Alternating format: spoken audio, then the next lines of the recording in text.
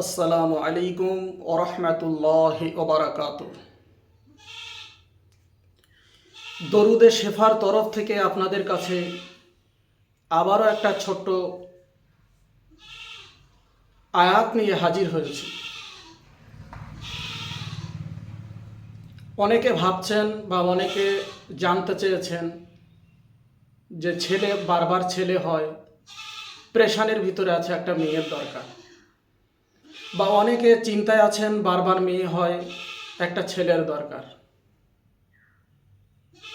তাদের উদ্দেশ্য করি এই ভিডিওটা আমার বানানো।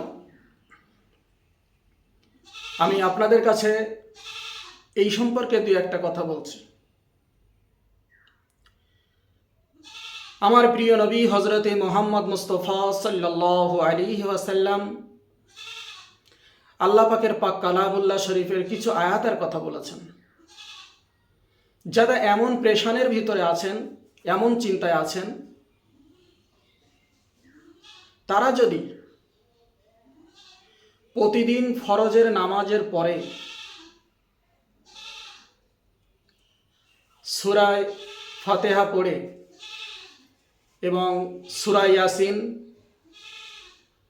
তারপরে 100 বার দরুদ শরীফ পড়ে যদি দোয়া চায়, আল্লাহ পাক রব্বুল আলামিন তাদের দোয়া কবুল করেন।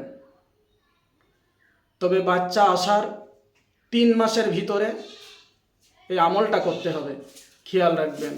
আমিন।